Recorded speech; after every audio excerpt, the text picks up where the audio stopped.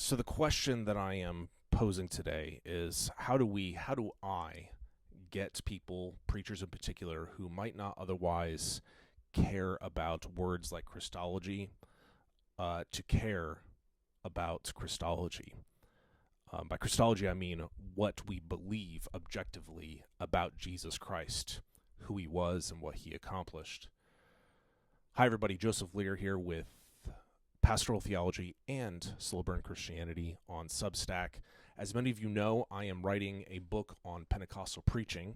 I've talked about this in some previous posts. The most recent chapter, for which I just finished a rough draft, is a chapter on Jesus and how important Jesus is to Christian preaching. Many of you will know, like I do out there, that it should be obvious that Christian preaching and all Christian preaching should, of course, be Pentecostal in my estimation. So Pentecostal preaching should make Jesus everything. He should be central, and he should be the thing that we're all about, the person we're all about. However, again, as many of you will probably know and have experienced, it's shocking how quickly and how easily pastors, preachers can drift from making it all about Jesus, which is why I think it's so important, following in Peter's footsteps on the day of Pentecost, to make our proclamation all about Jesus. I want preachers, though, to care specifically about Christology. By Christology, I mean the historic churches like confession of who Jesus is in like a technical sense, which is important in my estimation. First of all, we believe that I think Christology can probably easily be summed up in about 4 words. First of all, we believe Jesus was human. Secondly, that he was divine. Thirdly, that those two natures, his human and divine natures, are indivisible. You couldn't like take one out of him and like set it off to the side. He's one person. But also that those two natures are distinct, and that's the 4th word. That we can identify that he had both a human and a divine nature, even though we can't pull one away from the other. Of course, Pentecostalism, when I start talking about things like this, has like let me back up real quick. I have a couple of books here that have really helped me in terms of a good baseline for Christology. The first is this book called The Christological Controversy, translated and edited by Richard A. Norris Jr. Great little read because it's just like a group of sermons from early church fathers talking about Jesus. The book starts with a sermon by a guy named Melito of Sardis.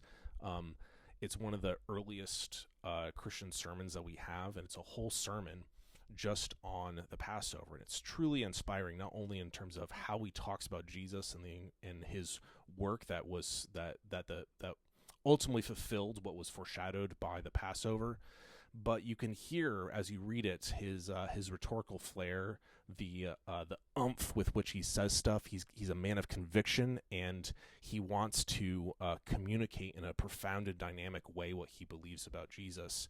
It's a great example to follow. So check that out. There's all sorts of sermons in here. The other book that's really helped me is this newer book called Heresies and How to Avoid Them, edited by a guy named Ben Quash and another guy named Michael Ward. I'm trying to get it in focus there.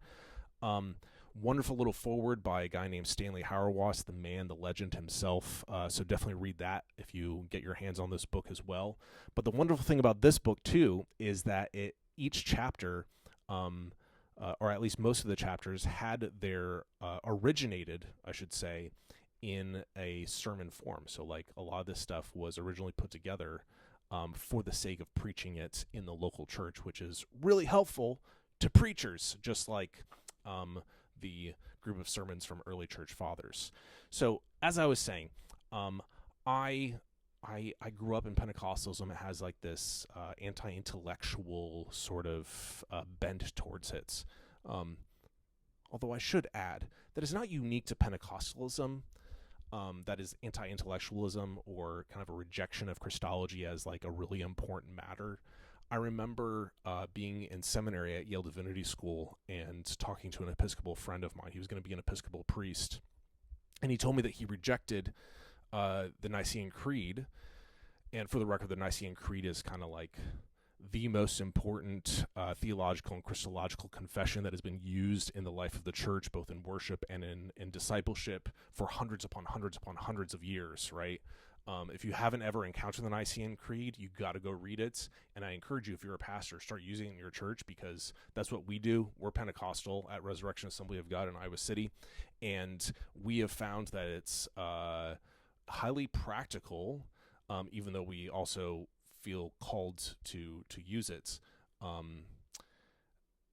in the sense that, like, no one can ever come to church and not know what we believe. And man, that's really useful. Anyways, my Episcopal friend told me that he rejected the Nicene Creed because he didn't like the politics around which the Council of Nicaea, where the Nicene Creed was put together, happened. Of course, I'll be the first one to say I also don't like church politics. I don't think anybody likes church politics. If there's someone out there that likes church politics, please make yourself known in the comments, because I want to talk to you and try to understand you more deeply. But once again, the Nicene Creed has been used. Christology has been central to the life of the church, as embodied in the Nicene Creed for hundreds upon hundreds of years, and we should not just pretend like we've really figured it out now. Anyways, coming back to Pentecostalism, I asked myself, as I was preparing to write various sections of the chapter, how can I convince my fellow Pentecostals how important it is for them to care about Christology? And it struck me that perhaps the best way is to appeal to Pentecostalism's greatest strength, which is that we believe in personal devotion.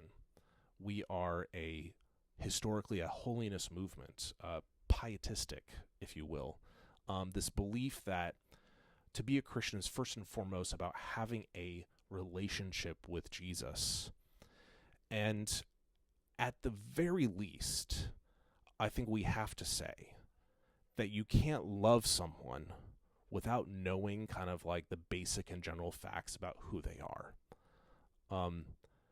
But let me move on from that to something even more, I think, perhaps profound, which is this, that, and this comes out in both Ben Quash and Michael Ward's book and in Norris's anthology of sermons, that early Christian heresies, words that you might have heard like Nestorianism, Arianism, Docetism, monophysitism, and so on. I really stumbled over that word, but I'm just going to move on. These were all heresies, mistakes by early church leaders that corrupted our understanding of who Christ was. This is really important for us to remember, because it reminds us that heresy comes not from outside the church, but from within it, and not by people who want to destroy the church, but from people who are trying to protect the church. In other words, every major heretic of Christian history, just about, was trying to protect Jesus from false accusations. So to use perhaps the most extreme example, Marcion was an early Christian who rejected the whole of the Old Testament because he said the God that I see in the Old Testament looks nothing like the God that I see incarnate in Jesus Christ.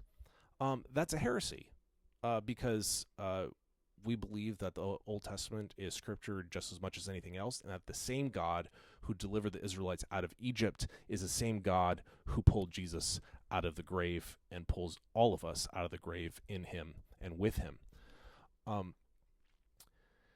Marcion was trying to protect Jesus' reputation.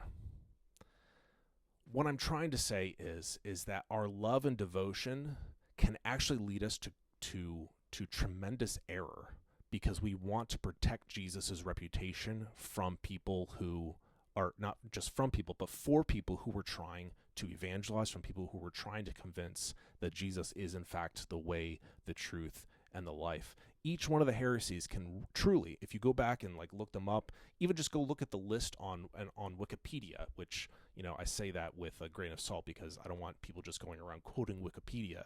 But look up a list of heresies, and you'll be able to discern more likely than not how each one was a mistake made by a Christian trying to speak something true about Jesus.